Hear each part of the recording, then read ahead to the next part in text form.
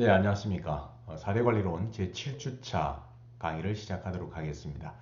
자, 우리가 지난 시간까지 사례관리에 대한 기본적인 개념과 이론적인 기반에 대해서 살펴봤고요. 이번 시간에는 지난 시간에 이어서 사례관리의 과정에 대해서 살펴보도록 하겠습니다. 자, 이번 시간에 다루게 되는 사례관리의 기본적인 과정은 앞서 말씀을 드린 바와 같이 전체적인 흐름을 먼저 파악할 필요가 있을 것 같습니다. 지난 시간에 말씀드렸던 그 사례 관리의 기본적인 모형은 전통적으로는 의료적 모델을 기반으로 해오던 것이 사회적 모델로 바뀌게 되었다라고 말씀을 드린 바 있습니다. 자, 그러면 의료적 모델에서의 기본은 클라이언트의 욕구나 문제 상황에 대해서 병리적 관점에서 접근을 했다고 한다 그러면 이 사회적 모델의 경우는 강점 관점을 기반으로 한 진단이 아니라 사정이라고 하는 용어로 변화가 됐다라고 설명을 드린 바 있습니다. 자, 이번 시간에는 이런 사례 관리의 전반적인 과정을 크게 세 부분으로 나눌 수가 있습니다. 그래서 조사, 사정, 개입이라고 하는 큰 세 가지 과정에 대해서 좀 더 세부적으로 살펴보도록 하겠습니다. 자, 먼저 이 사례 관리라고 하는 것이 무엇보다 현장과 밀접한 관련을 가지고 있기 때문에 소제목을 현장 중심의 사례 관리 과정이라고 명칭을 붙였습니다. 자, 화면에 있는 내용을 한번 잠깐 보시면 사례 관리 과정은 크게 자료 수집과 그러니까 조사, 사정, 개입이라고 하는 세 단계로 구분이 되어 있는데 이 조사라고 하는 부분은 결국 뭐냐면 자료를 수집하는 과정이죠. 자, 자료를 수집하기 위해서는 가장 중요한 것이 먼저 클라이언트 혹은 내담자와의 첫 만남이라고 하는 관계를 시작하게 되는데 이 단계를 인테이크다라고 합니다. 그래서 초기에 초기 단계 혹은 접수 단계라고 하는 것은 뭐냐면 자료를 수집하기 위해서 클라이언트 혹은 내담자와 처음 만남을 갖게 되는 직접적인 만남일 수도 있겠고요. 유선상일 수도 있겠고 어쨌든 이런 첫 만남이라고 하는 관계 시작이 바로 인테이크이기 때문에 현장에서는 초기 면접을 인테이크다 이렇게 표현하기도 합니다. 그래서 초기 단계 혹은 접수 단계 혹은 인테이크 단계 다 같은 표현이라고 볼 수가 있겠고요. 이 부분에서는 우리가 지난 시간에 말씀을 드린 것처럼 크게 세 가지의 어떤 내용을 담고 있다 이렇게 보시면 되겠습니다. 먼저 첫 번째가 실제 내담자가 가지고 있는 욕구나 문제가 무엇인가 라고 하는 것을 확인하는 과정, 이게 인테이크라고 하는 초기 단계에서 이루어지는 내용이고요. 두 번째는 자, 클라이언트 혹은 내담자가 가지고 있는 욕구나 문제를 사회복지사 혹은 사례관리사 혹은 사례관리자가 속해 있는 기관에서 해당 문제나 욕구를 충족시켜 줄 수 있느냐 없느냐라고 하는 것을 확인하는 과정. 그리고 자, 세 번째는 이런 욕구나 문제가 우리 기관에서 서비스를 충분히 제공해 줄 수 있다라고 판단되어지면 그때는 이제 서비스 제공에 대한 계약을 이제 수립하는 거죠. 근데 반면에 우리 기관에서 서비스를 제공해 줄 수 없다라고 판단이 되어지면 자, 해당 클라이언트 혹은 내담자의 욕구나 문제를 충족시키는데 가장 적합한 지역사회복지기관이나 시설 혹은 단체에 의뢰를 해주는 것. 이 세 가지를 모두 포함하는 것이 바로 사례 관리에 있어서 인테이크 과정에서 해야 될 내용들이다라고 보시면 되겠습니다. 자, 그래서 지금 화면에 보이시는 내용 중에서 우측편에 있는 초기 면접지나 사례 관리 동의서를 작성하는 것, 이런 것들은 실제 사례 관리를 진행하는 데 있어서 필요한 부수적인 서식 혹은 양식이라고 보시면 되겠고요. 이런 초기 면접지나 사례 관리 동의서, 일종의 개인정보 활용 동의가 되겠습니다. 자, 이런 서류들은 대상이 누구냐 혹은 사업을 수행하는 기관이 어디냐에 따라서 기관마다 개별적인 독특한 어떤 초기 면접지라든지 개인정보 활용 동의나 이런 사례관리 동의서를 갖게 마련입니다. 이제 해당 부분들은 아마 여러분들이 사회복지 현장 실습을 통해서도 아마 확인을 해 보셨을 수도 있고요.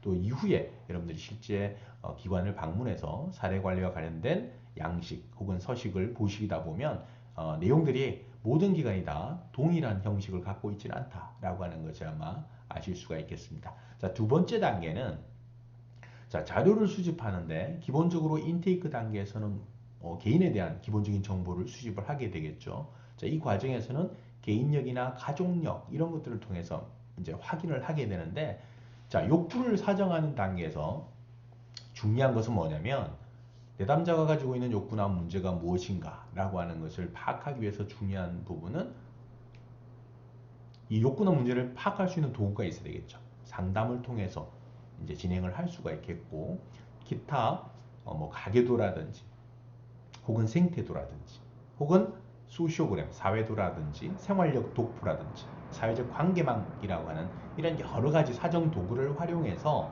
내담자가 어떤 욕구나 문제 상황에 있는지를 사정을 이제 하게 되는 거죠. 그래서 이 사정 단계에서는 또 세부적으로 구분을 해본다 그러면 개인이 갖는 욕구나 문제에 대한 사정이라고 하는 부분이 포함이 될 수가 있겠고요. 자, 욕구나 문제에 대한 사정 부분이 포함이 될 수가 있겠고, 두 번째는 그러면 내담자가 어떠한 자원을 갖고 있는지, 변화를 위해서 이 욕구나 문제를 해결하거나 충족시키기 위해서 필요한 자원들이 어떤 것들이 있는지를 또 사정하는 부분이 있겠고, 물론 여기에는 강점에 대한 사정이 포함되어 있다 이렇게 보시면 되겠고요. 자, 마지막은 그러면 이 내담자 혹은 클라이언트의 욕구 충족이나 문제 해결, 결국은 좀 더 건강한 방향으로의 어떤 변화 과정에 실제 이 변화 과정에 하지 않으려고 하거나 혹은 이 변화를 방해하는 것들이 있을 수 있죠. 이것을 사회복지 실천에서는 장애물이라고 얘기하는데, 이 장애물 사정, 이 장애물에 대한 사정도 이 사정 단계에서 반드시 해야 될 단계라고 보시면 되겠습니다. 자, 그리고 나서 이제 어떤 욕구나 문제가 있는지를 확인을 했기 때문에 이 욕구나 문제를 충족시키기 위한 계획을 수립하죠. 이제 이게 개입에 대한 계획이라고 보시면 되겠습니다. 자, 그래서 개입 단계에서도 역시 초기 단계, 중간 단계, 종결 단계가 있고, 이 초기 단계에는 이 내담자가 가지고 있는 욕구나 문제를 확인을 하고 개입을 위한 개입의 목표나 개입 계획을 수립하는 이제 과정이 포함되어 있습니다. 자, 그래서 이 개입 계획 단계에서 필요한 부분들은 사례 관리에 대한 계획이나 평가표, 물론 이제 사정 단계에서도 사정을 위한 사례 관리 사정을 위한 사정 도표를 작성을 하게 되는데, 이 부분도 앞서 말씀드린 것처럼 기관에 따라서 이런 양식들이 좀 다양하다라고 보시면 되겠고요. 자, 사례관리 계획도 마찬가지입니다. 자, 이런 사례관리 계획이 마련되고 난 이후는 곧바로 실제 실행 단계라고 하는 개입 단계로 들어가게 되겠죠. 그래서 필요한 경우는 자원을 개발하거나 연결시키는 작업도 수행을 하게 되겠고요. 자, 그 다음에는 정기적으로 점검이나 평가라고 하는 과정은 실질적으로 사례 관리를 하는 과정에서 수시로 이루어진다라고 보시면 되겠습니다. 사정이 제대로 이루어졌는지를 확인하는 과정일 수도 있고, 개입 목표가 제대로 설정이 되어졌는지, 혹은 그에 따른 개입 계획이 잘 세워졌는지, 이런 것들을 다 포함하고 있다라고 보시면 되겠습니다. 자, 그리고 나서 이제 마지막으로 개입을 한 이후에는 평가나 종결이라고 하는 건데, 욕구가 다 충족이 되어지거나 문제 상황이 다 해결이 됐다라고 하면 일반적으로 종결을 할 수가 있겠죠. 그러나 이 종결이라고 하는 과정에서도 여러 가지 요인에 의해서 종결이 이루어질 수 있는데요. 뭐 대상자, 특히 클라이언트가 사망에 이르렀거나, 혹은 욕구가 완전히 충족되어졌거나, 혹은 본인이 서비스를 거부하거나, 또 하나는 뭐 다른 지역으로 전출을 간다거나, 혹은 사례 관리자가 중간에 바뀐다거나, 뭐 이런 이유로 인해서 종결되는 사례들이 있습니다. 자, 그 부분은 종결 단계 마지막 부분에 가서 다시 한번 더 설명을 드리도록 하고요. 자, 이런 과정을 통해서 마지막 평가를 하게 됩니다. 자, 평가 결과가 여기서 끝나는 것이 아니라 평가 결과에 따라서 사정의 결과가 제대로 반영이 되어져서 내담자의 욕구나 문제가 잘 해결이 되어졌느냐라고 판단이 되어지면 뭐 종결이 될 수도 있겠지만, 그렇지 않는다라고 한다 그러면 대부분의 내담자들은 복합적인 욕구를 가지고 있죠. 그러다 보니까 실질적으로 재사정을 통해서 또 추가적인 욕구가 무엇인가를 확인하는 작업, 일종의 환류 체계를 갖고 있다라고 보시면 되겠습니다. 자, 그러면 세부적인 내용을 하나씩 자세히 살펴보도록 하겠습니다. 자, 요거는 앞서 우리가 지난 시간에도 말씀을 드렸지만 사례 관리를 위해서는 아주 기본적인 프레임이 필요한데, 여기에 들어가는 것들을 한번 살펴보면 좀 전에 말씀드렸던 조사, 사정, 개입이라고 하는 세 가지가 포함되어 있을 겁니다. 여기에 좀 부가적인 내용들이 있는데요. 이런 부분들은 여러분들이 사례 관리 혹은 사례 회의를 한다고 가정하고 필요한 기본적인 프레임을 작성을 했으니까요. 참고하시면 되겠습니다.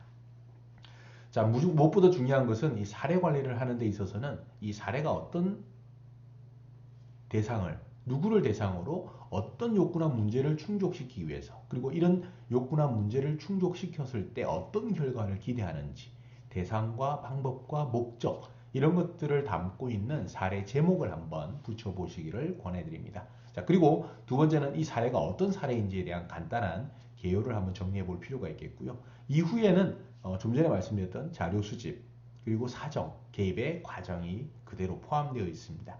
자, 그리고 마지막 점검과 평가와 사후 관리에 대한 부분까지. 그리고 마지막으로는 이 사례 관리와 관련된 정책적 혹은 실천적인 제안 혹은 제언을 해주실 것을 권해드립니다.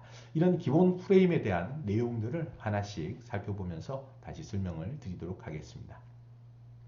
자, 우선 사례 제목을 그럼 어떻게 부여할 것이냐라고 하는 건데, 좀 전에 말씀드린 것처럼 전체 사례 내용을 함축적으로 표현해 줄 수 있는 한 문장으로 표현해 보는 것이 좋습니다.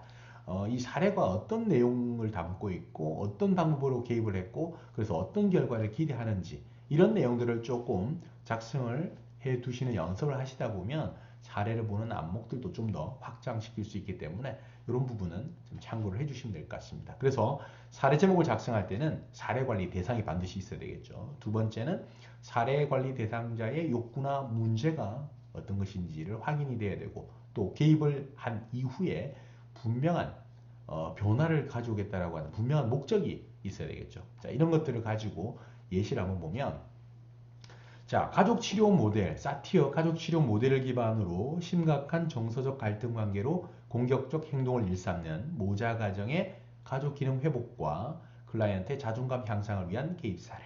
비교적 제목이 좀 긴 부분이 있는데요. 자, 여기에는 대상과 방법, 목적이 다 들어가 있습니다. 첫 번째, 여기서 어떤 욕구나 문제를 가지고 있는 클라이언트가 누구냐라고 봤을 때, 자, 심각한 정서적 갈등 관계로 공격적 행동을 일삼고 있는 모자 가정. 자, 어머니와 아들이라고 하는 이 둘의 관계가 지금 부정적인 지금 상황에 있는 이 두 사람이 이 사례 관리 대상이다라고 하는 것이고, 자, 이 두 대상자의 어떤 욕구, 자, 방금 말씀드린 것처럼 심각한 정서적 갈등 관계가 있고요. 이로 인해서 공격적인 행동을 일삼고 있기 때문에, 자, 어떤 방법을 통할 거냐? 결국 사티어가 활용한 가족치료 모델을 가지고 개입을 하겠다라고 하는 것이고요. 마지막, 그러면 이런 것들을 통해서 무엇을 기대할 것이냐? 자, 가족 기능의 회복이라고 하는 것, 그 다음에 자, 아들, 클라이언트의 자존감 향상이라고 하는 두 가지 목적을 위해서 개입한 사례다라고 보시면 되겠습니다. 자, 이제 실질적으로 여러분들이 사회복지기관이나 현장에서 일을 하시다 보면 사례를 개입하게 될 텐데, 좀 전에 우리가 보여드린 사례처럼 사티어 가족치료 모델을 기반으로 해서 개입하는 사례는 여러분들에게 많지는 않을 겁니다. 주로 여러분들에게 주어진 사례관리 대상자의 주된 욕구나 일반적인 자원 연결, 이런 것들이 대부분일 거기 때문에 일반적으로는 경제적인 어떤 욕구나 의료적인 욕구, 이런 쪽에 좀 많이 개입을 하시게 될 거고요. 여기 있는 것처럼 심리 정서적인 갈등 관계와 같은 부분들은 여러분들이 직접 개입하기보다는 지역에 있는 이런 심리 정서적인 갈등 문제를 해결할 수 있는 전문가들에게 연계하는 것이 훨씬 더 좋은 변화를 가져올 수 있다, 이렇게 보시고 내용을 보시면 되겠습니다. 자, 그 다음은 이제 사례 개요에 대해서 간단하게 설명을 드리겠는데요. 이 사례 개요 역시 마찬가지입니다. 사례 전반적인 내용에 대해서 소개를 하는 거기 때문에 여기도 방금 말씀드렸던 제목들을 조금 더 풀어서 세부적으로 구체적으로 이 내담자가 어떤 욕구, 자, 심리적인 갈등, 심리 정서적인 갈등 관계로 공격적 행동을 일삼고 있다라고 했는데, 이 모자 가정에 주로 어떤 문제 상황이 있었는지, 그리고 이 문제에 대해서 어떻게 개입할 것인지, 하고 있는지, 여기에 대해서 한번 설명을 해주시면 되겠습니다. 자, 그 내용을 잠깐 보시면, 자, 공공종합사회복지관 재가복지 서비스 대상자인 클라이언트는 건강상의 이유로 학교에 잘 나가지 못하고 또래 친구가 없는 상황에서 우울증과 대인기피증, 신경과민, 언어폭력 등의 증세를 보이고 있습니다. 자, 어머니에게 잘해야 한다는 생각을 가지고 있으나 어머니가 너무 폭력이 심하고 어머니 앞에서는 한마디도 말하지 못하게 위협과 굴욕감을 주어서 자신감도 없고, 속상한 일이 생기고 화날 때는 성난 표정과 공격적 행동을 하게 되는 모자 가정의 심각한 갈등 관계로 어려움을 겪고 있는 사례입니다. 자, 이 사례가 어떤 요구나 문제 상황에 놓여 있는가라고 하는 것을 지금 기술이 되어져 있고요. 자, 그 아래에는 개입 방법입니다. 구체적으로. 자, 사회복지사는 주로 사티어 가족치료 모델을 중심으로 접근을 했고요. 강점, 관점, PT, 부모 효능감 훈련을 통해서 클라이언트의 자존중감을 향상시키고 내면의 감정 경험이나 일치적 의사소통으로 변화시키려고 이 모자 과정을 변화시키려고 시도를 했고 자기 이해나 타인 이해를 통한 자기 존재를 자각하도록 하는데 초점을 두고 개입을 했다. 요거는 아무래도 여러분들이 좀 심리 정서적인 부분에 있어서 상담 관련된 훈련을 받으신 사례관리자 선생님들이 주로 많이 활용하는 방법들이고 주로 여러분들은 이런 욕구나 문제가 있다라고 하면 자료를 수집하고 여기에 도움을 줄 수 있는 전문가들이라고 하는 지역사회 인력풀 자원을 개발하고 연계하는 역할들이 훨씬 더 중요할 수가 있습니다. 네, 그 부분은 참고해 주시면 되겠고요. 자, 사례의 제목과 사례 개요가 나왔습니다. 이제 중요한 것이 여러분들이 여기서는 이제 자료 수집이 되겠는데요.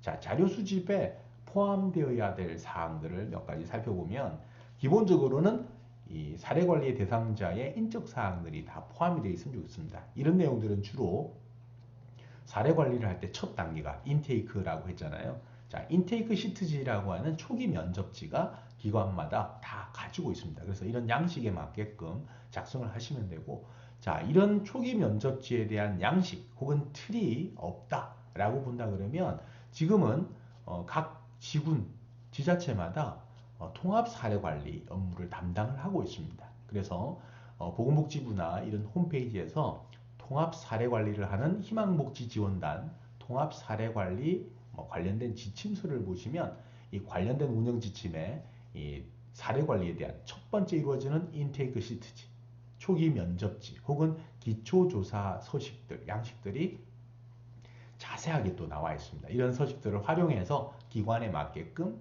재구성하시면 될 것 같습니다. 자, 기본적으로 인적 사항이 들어가야 될 것 같고요. 두 번째는 어떻게 해서 인테이크가 이루어졌는지에 대한 부분, 그리고 세 번째는 개인력과 그리고 네 번째는 가족력에 대해서 살펴볼 필요가 있겠습니다. 자, 그러면 1차적으로는 조사죠. 조사의 과정에 기본적으로 자료를 수집하게 되는데 이 자료 수집에 도움이 되는 정보원들이 여러 가지가 있을 수 있죠. 자, 1차적으로는 클라이언트를 통해서 정보를 얻을 수가 있겠죠. 자, 그러면 기본적으로 어때요? 내담자와 만났을 때 두 사람 간의 대화를 통해서 내담자가 자신의 이야기를 끄집어내겠죠. 이게 자기 진술에 해당되는 내용이고, 자, 대화를 하다 보면, 상담을 하다 보면 말과 행동, 표정 이런 것들이 좀 다를 수가 있겠죠. 그래서 아무래도 우리가 언어적인 메시지도 중요하지만 비언어적인 메시지라고 할 수 있는 목소리 톤이라든지 목소리의 높낮이, 빠르기 그리고 본인의 어떤 제스처, 행동 패턴, 자세 이런 것들도 굉장히 중요하기 때문에 겉으로 말을 하는 것보다 훨씬 더 이미지 전달이 클 수 있기 때문에 클라이언트로부터 우리가 얻을 수 있는 것은 기본적으로 자기 진술이나 이 비언어적인 메시지에 좀 더 관심을 둘 필요가 있겠습니다. 자, 그러면 내담자가 이야기하는 정보 외에도 우리가 부수적으로 자료를 수집하는 정보들이 여러 가지가 있을 수 있는데 두 번째는 자, 클라이언트와 이해관계가 있는 가족들을 통해서 자료를 수집할 수가 있겠죠. 그러면 가족 구성원들을 차례로 만나서 면접, 상담을 진행한다거나 또 가족들의 어떤 생활 패턴이나 이런 것들을 관찰하는 것도 하나의 정보원을 수집하는 방법이고요. 또 하나는 객관적인 자료가 있겠죠.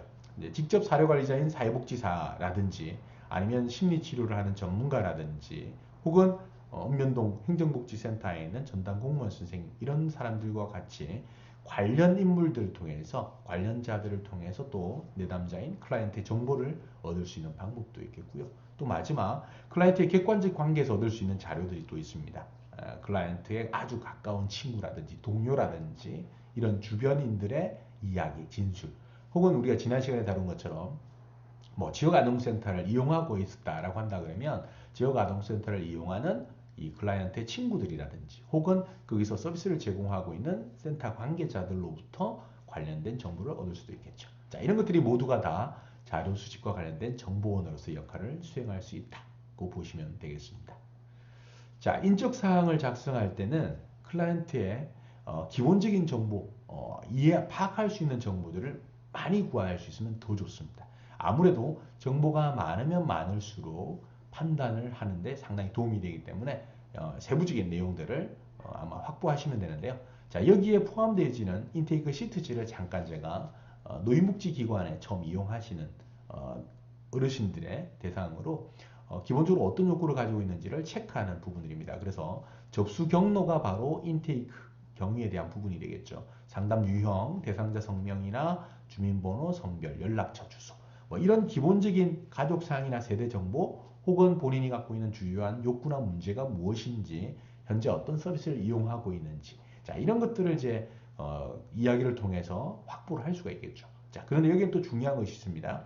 아주 민감한 정보들이 들어갈 수 있기 때문에 반드시 개인정보 활용에 대한 동의서까지도 같이 접수 단계에서 수령해 두시는 것이 좋습니다. 자, 이렇게 해서 기본적으로 내담자가 가지고 있는 다양한 욕구를 확인하고 난 다음에 또 필요한 것이 인테이크 경위죠. 어떻게 해서 우리 기관을 방문하게 됐는지.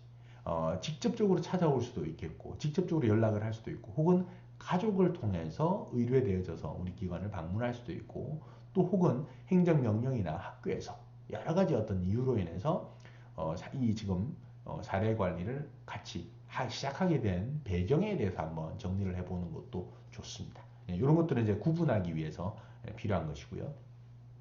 자, 이 밖에도 또 중요한 내용으로 우리가 살펴볼 수 있는 것이 바로 개인력입니다. 자, 개인력이라고 하는 것은 뭐예요? 바로 내담자가 어떻게 지금까지 살아왔는지, 그리고 지금 현재 우리 기관에서 도움을 요청하기까지 어떠한 삶을 살아왔는지에 대해서 정리를 하는 거죠. 자, 이런 내용들은 개조식으로 간단하게 명시를 하시면 되고 어떤 내용, 어떻게 살아왔는지 태어날 때부터 지금까지 쭉 연대기를 기록하는 것은 큰 의미는 없습니다.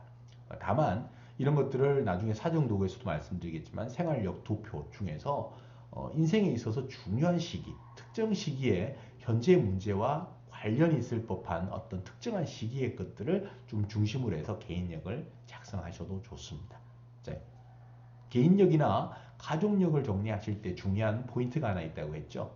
자, 바로 우리가 사회복지 실천의 관계 원칙 중에서 제일 중요한 것들이 있다 그랬죠. 자, 비심판적 태도 혹은 수용이라고 하는 건데요.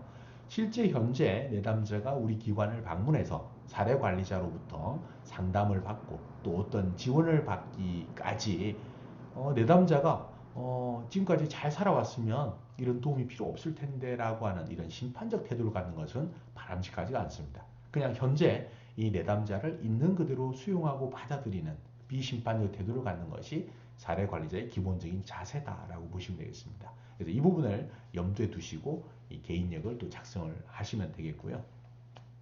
자, 또 중요한 것은 앞서 말씀드린 것처럼 이 내담자에게 어떤 문제나 욕구 상황이 발생한 것은 비단 혼자만의 어떤 문제 상황이라고 볼 수도 있겠지만 우리 사례관리의 기본적인 원리가 뭐라고 했습니까? 크게 두 가지가 있죠.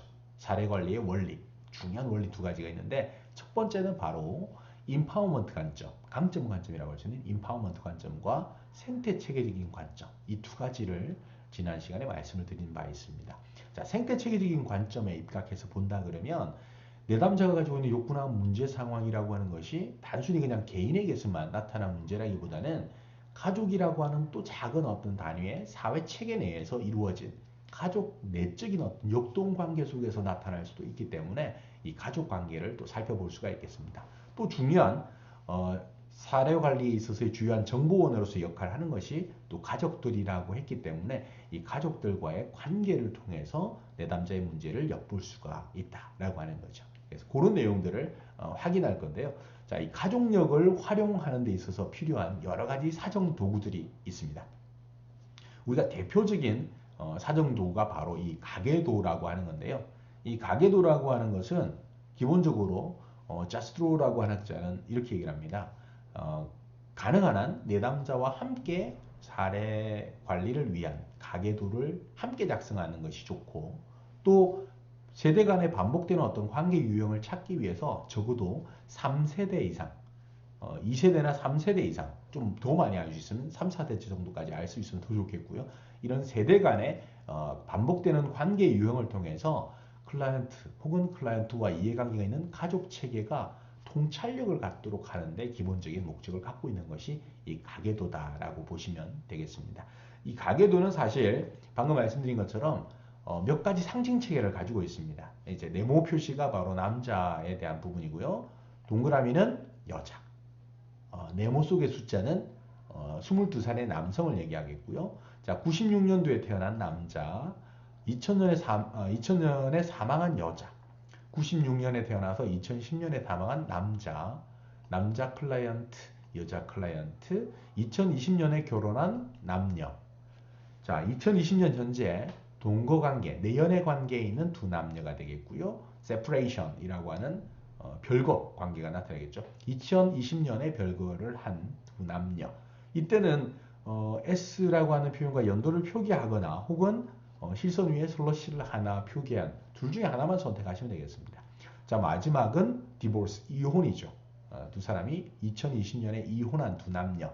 여기도 마찬가지입니다. D 2020을 표기를 하거나 이것이 없이 밑에다가 슬러시 두 개를 하면 이혼이라고 하는 표기입니다. 다만 여기에서 S를 표기하거나 D를 표기하거나 M을 표기하는 것은 이 사례에서 그 시기, 결혼이나 동거나 별거나 이혼을 한 시기가 중요한 의미를 가지고 있을 때 이때 보통 그 연도를 표기한다. 이렇게 보시면 되겠고요. 자, 그 다음 상징책을 한번 보겠습니다. 자, 이 가계도의 상징은 또 재밌는데요. 왼쪽에 있는 네모 그리고 맨 우측에 있는 동그라미 이 두 남녀가 실선으로 이어져 있기 때문에 이건 법적인 혼인관계가 성립이 되겠죠. 자, 법적인 혼인관계라고 하는 결혼을 통해서 첫 번째 2007년에 아들을 하나 출산을 했습니다. 이 첫 번째 아들은 친아들이 되겠고요. 두 번째 2008년에 13살 난 아들이 들어왔는데 여기에는 점선으로 표기가 되어 있습니다. 이건 위탁 자녀가 되겠죠. 일정 기간 동안 우리 가족으로 있다가 일정한 기간이 종료되면 다시 원래의 가정으로 돌아가는 아이. 자, 그리고 세 번째는 2010년에 여자아이가 하나 집에 있었는데 이때는 실선과 점선이 같이 연결되어 있죠. 이 아이는 입양된 자녀다라고 보시면 되겠고요. 자, 2011년에 태어나서 2011년도에 바로 사산한 남자아이라고 보시면 되겠고요. 2012년도에 자연유산된 아이, 그 다음에 인공유산된 아이, 그리고 2016년에 태어난 5살 된 일란성 쌍둥이 여자아이, 그리고 맨 마지막 삼각형은 임신 중에 있는 상태를 표기할 때 이렇게 표기를 합니다. 자, 기본적으로 우리가 오늘 시간에 다룬 내용들을 한번 살펴보시면 사례 관리의 기본적인 과정에서는 조사, 사정, 개입이라고 하는 큰 틀이 나눠져 있다라고 말씀드렸고 사례 관리에 있어서의 기본적인 프레임에 대해서도 설명을 드렸고요. 자, 첫 번째 우리가 지금 살펴보고 있는 것이 사례에 대한 제목, 사례 개요, 그리고 가장 초기 단계라고 할 수 있는 자료 수집 단계에서 개인의 인적 사항이라든지 인테이크 경위, 개인력, 가족력 이런 순서대로 지금 살펴보고 있습니다. 자, 이 가족력이라고 하는 것은 결국 사정을 위한 도구 속에 해당되는 이 가계도를 지금 활용하고 있다라고 보시면 되겠고요. 잠시 후에 다시 2차 시에서 여러분들과 뵙도록 하겠습니다.